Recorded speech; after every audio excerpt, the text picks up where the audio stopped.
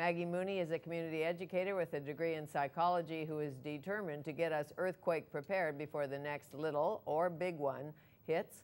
Her 4-week program is in a small book called Are You Ready? It is my pleasure to welcome Maggie Mooney to Studio 4 to tell us more.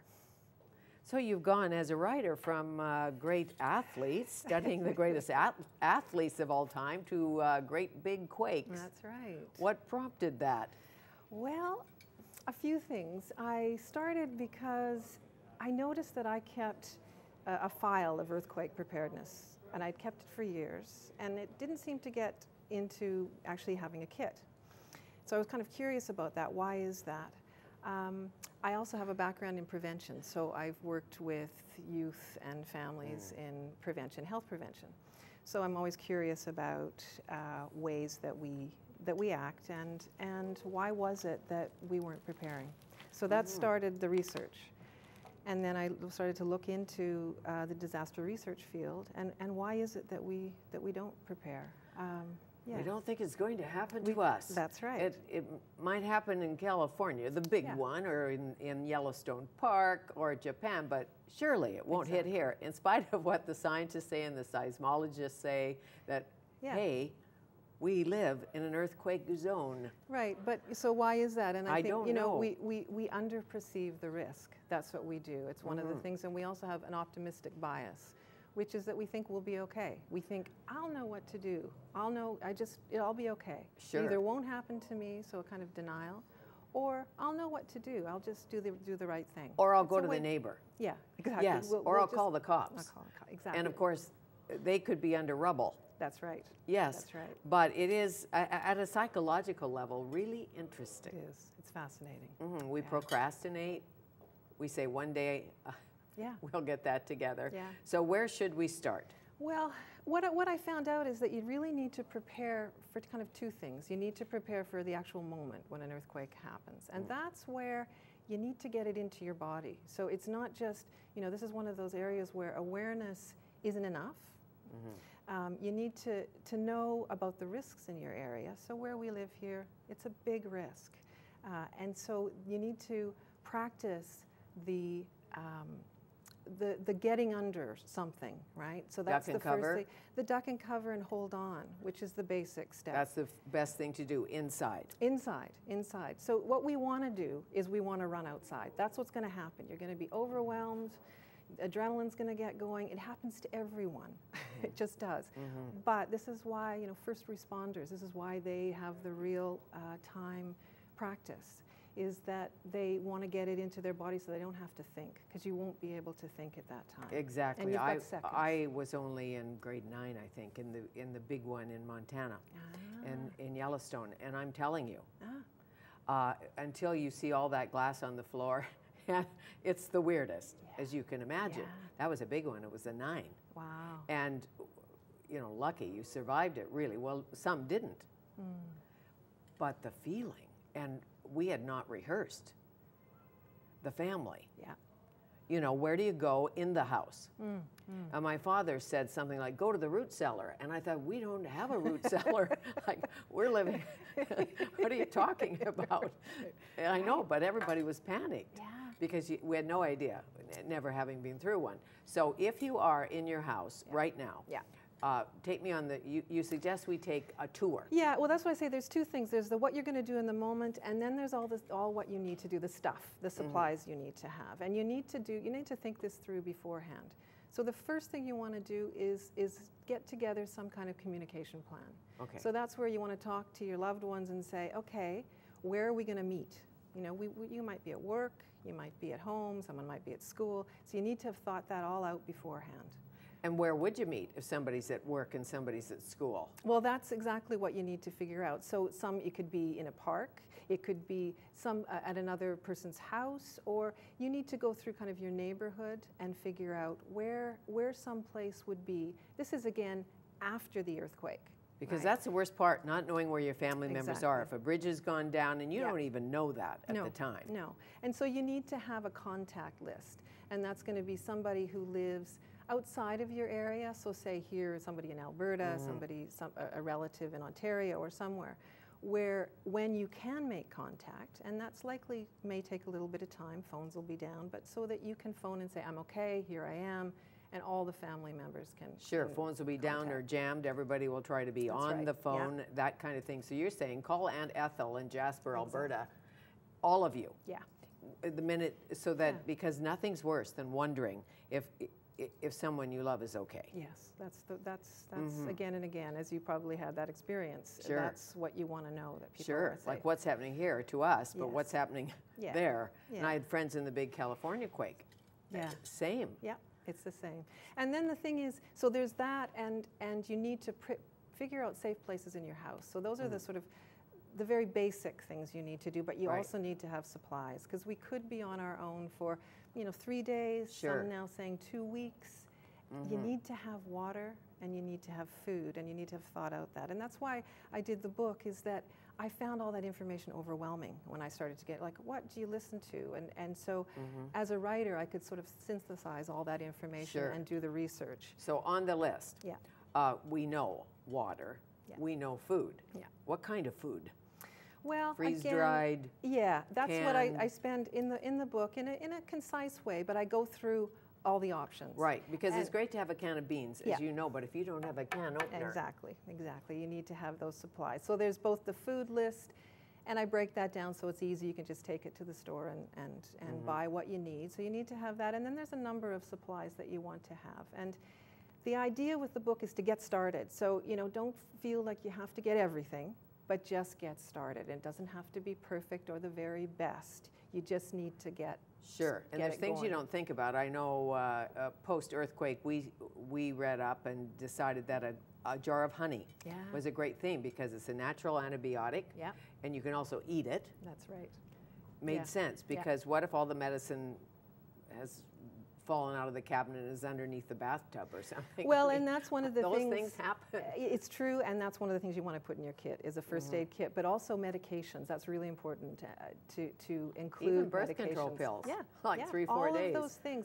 Ideally, you want to have things that you like to eat, and you also want to have all those things that are going to keep you able to go on for, the next week. Because if you are get infected, you have a cut, something polysporin like that, polysporin. And all of that's in here. Yes. Because there's some things you'd never think about that you just may need, like duct tape. Duct tape, Why? Yeah. Well, duct tape is a wonderful thing. You can make clothes out of duct tape. You can use it for all kinds of things, and for repairing. So if you've got, again, we're talking about something, we don't know how it's going to happen, but you may have tears in your shoes. You need to all of a sudden, or you may not have shoes if you haven't prepared that. So you may need to make something out of duct tape. It can be used for all kinds of. And when all the glass falls in, and it does, all the glass, unless you have those latches on your cupboard, all the crystal falls out, or whatever you have, and there's glass everywhere, and there's glass beside your bed, and what if it happens at night and you're in your bed and there's glass all over the floor? That's right. Which is, how do you get out of bed? Which is why you want to have, you want to know about the different locations. And again, I go through that. When you're in bed, what should you do? A lot of people their first thing would be to jump out of bed and cut their feet. The most injury happens with things flying through the air. So that's where you want to stay in bed, pull the covers over, pull a pillow over, and wait till the shaking stops. Stay in bed, pull the cover over your head, wait till the shaking stops, cover your head with your arms, and don't go to your child. That's a big thing. That's tough. That's a tough one. But then you have to train the child not to come to you. Yeah.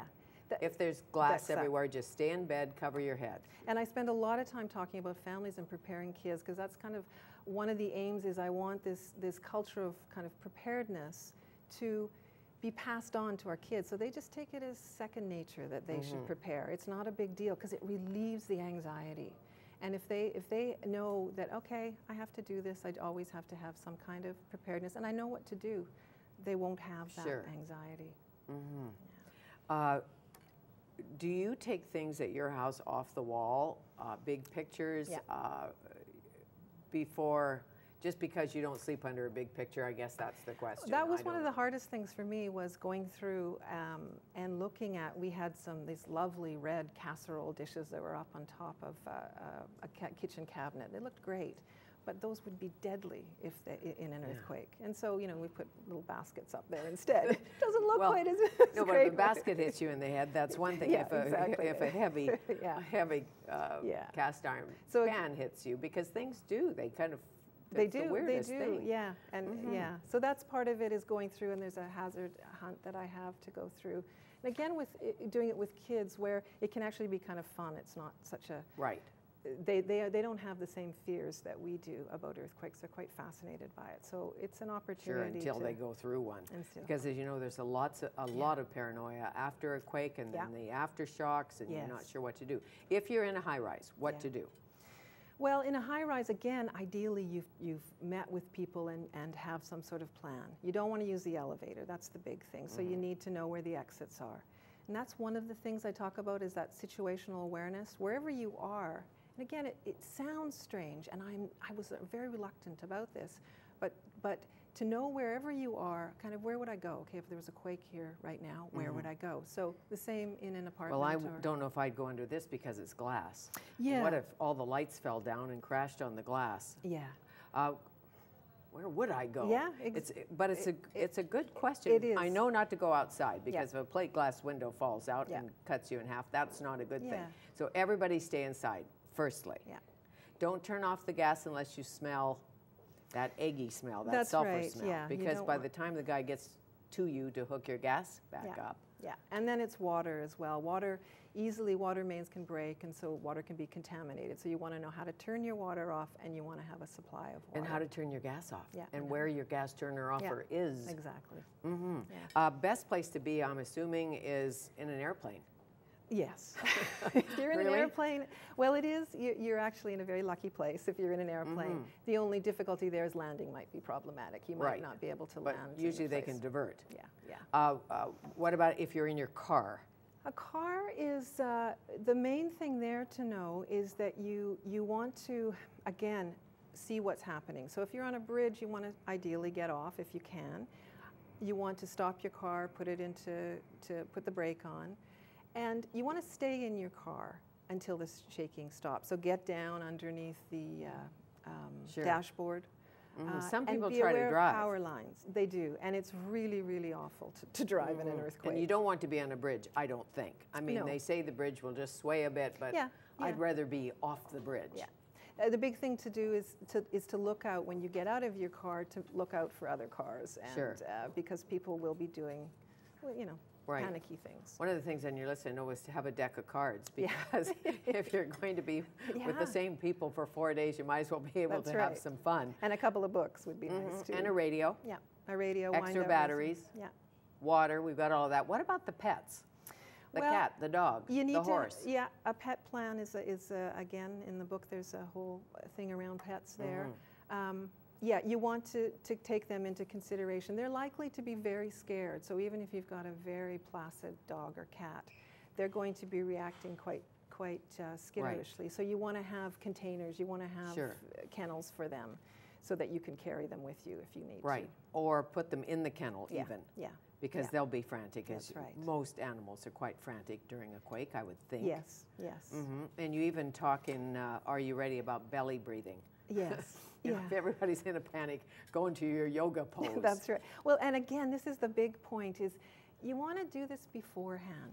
Anything we can do, it's like when we want to learn anything you can do in a calm place, then you can draw on it. So, and it's a great exercise to give to your kids. And it could be fun for the kids to go on what you call the hazard hunt. Yeah.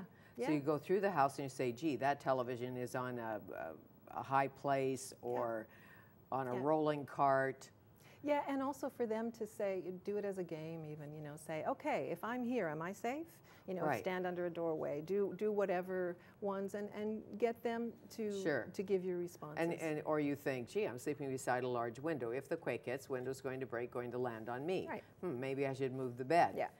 It's not complicated, but we do put it off. We do, and it's understandable, and some of it is just getting going with it. Yeah. We think it's just overwhelming, and that's, again, what I've tried to do is just go through it week by week, just put a little bit in, and it'll be done, and then you don't have to think about it for a year, say, until you set an earthquake day. Yeah. I do that with the change of the season, so the change of time. Okay. That's a good pointer, just to go and update your kit and just remind yourself what you have. And I know neighbors do pitch in. They really do. Yes. But what if your neighbor's in as much trouble as you are? Yeah.